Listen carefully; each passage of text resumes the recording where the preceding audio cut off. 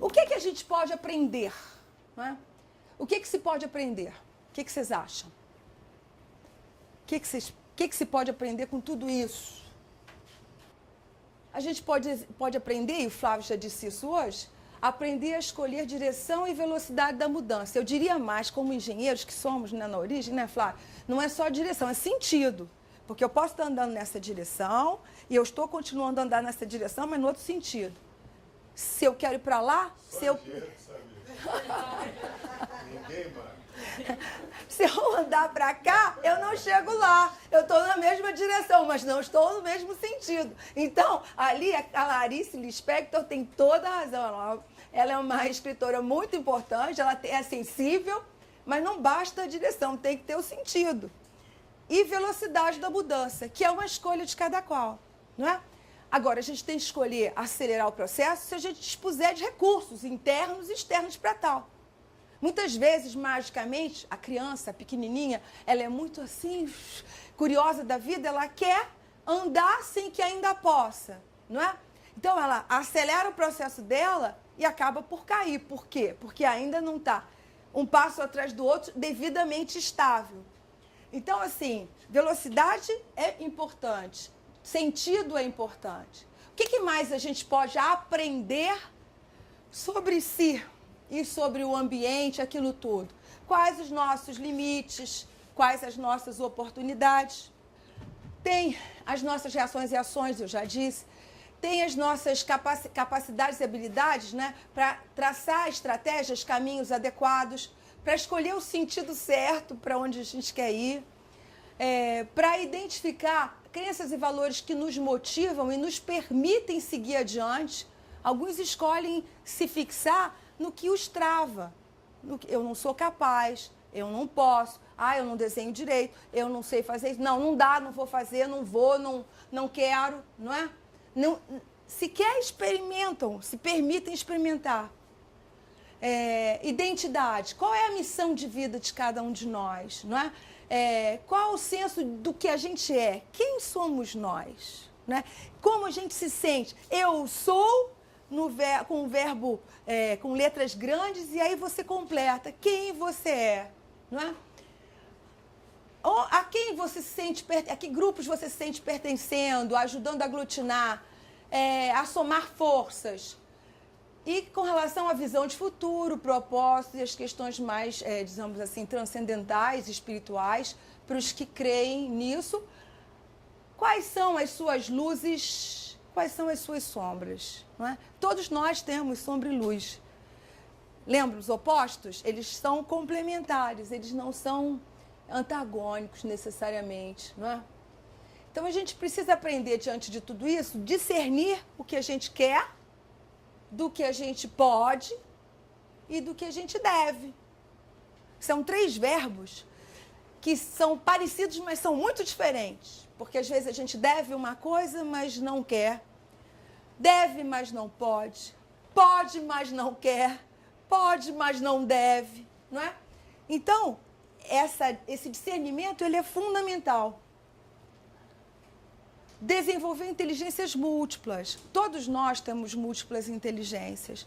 E às vezes a gente passou uma vida, sobretudo nós mais velhos, na época em que as coisas eram inclusive muito mais, menos complexas e mais específicas, nos fixamos num campo de atuação, por exemplo. Desde sempre eu tinha lido que a gente muda de carreira umas 4 vezes. Recentemente li que hoje em dia mais ainda. E às vezes a gente tem medo de fazer isso, acha que pode não ser competente, etc. Tal, mas faz parte desse processo de renovação da vida, não é? E se a gente encarar que isso faz parte do processo, a gente se prepara melhor e tem menos medo, sofre menos.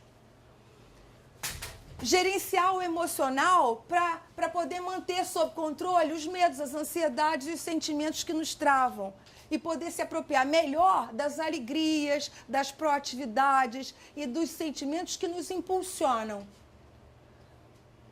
Aprender, sobretudo, a querer fazer o que é preciso ser feito e ser feliz com isso. Acolher a vida do tamanho que ela tem e do tamanho que você está sendo capaz naquele momento de fazer, não é?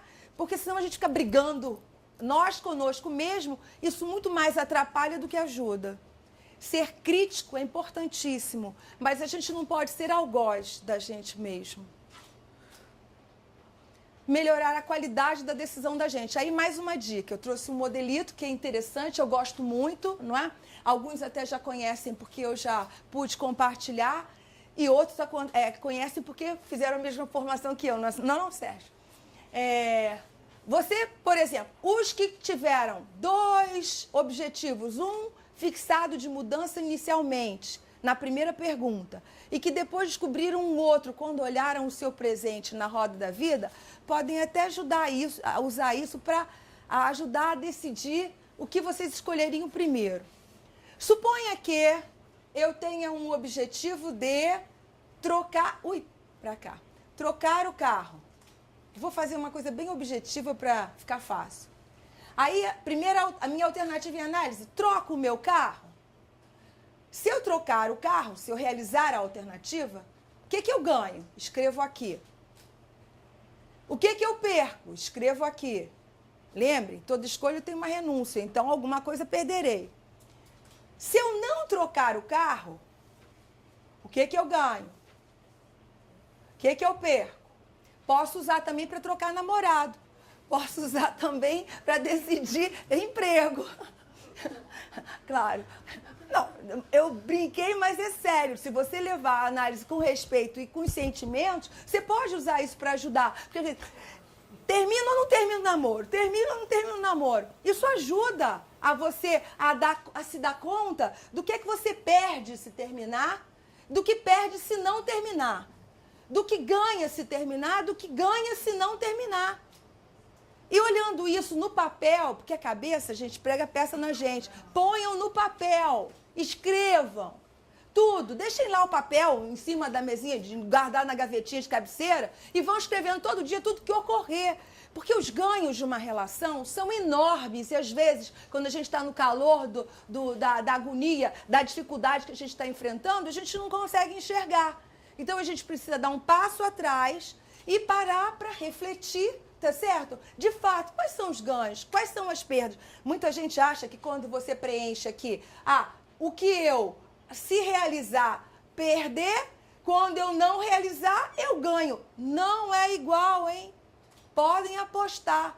Façam com carinho, no calor do travesseiro, que vocês vão descobrir que há diferença entre realizar e o que você perde, né? Não necessariamente o que você ganha é o mesmo. E aqui na outra diagonal também.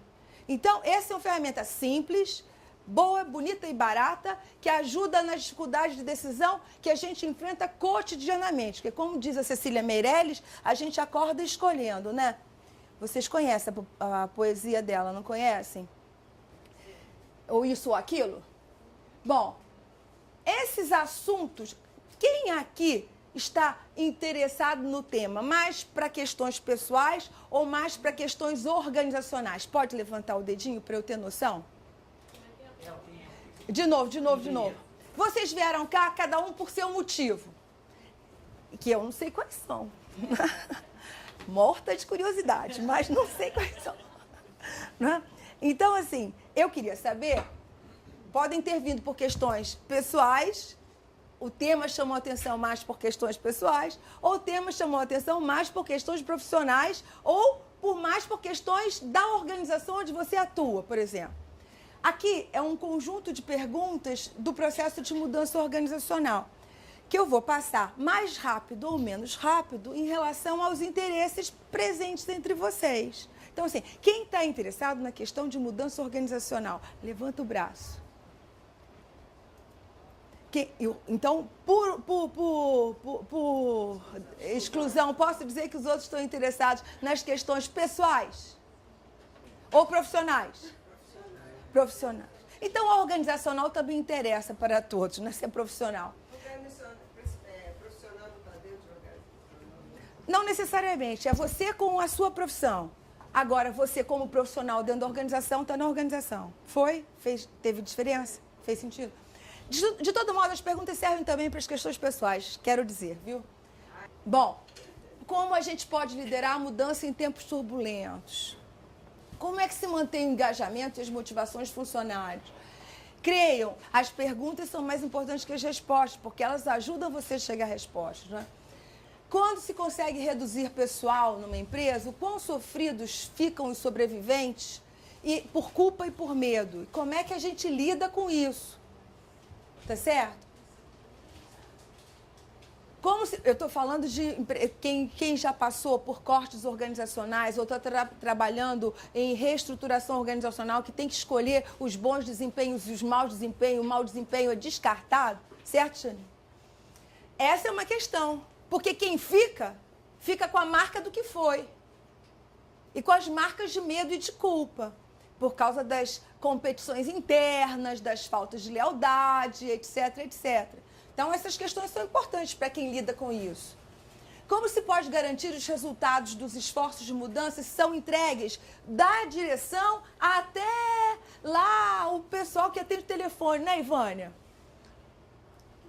Quais são os principais fatores de risco que devem ser gerenciados durante? Porque tem risco. Lá pelas tantas, o patrocinador do projeto, ainda que seja o dono da empresa, resolve se permitir deixar pressionar por um grupo de gerentes que o põe em refém e recua. E tudo que foi feito vai por água abaixo. E no que vai por água abaixo, isso deixa a marca para a empresa como um todo de esta empresa não conclui o que ela começa.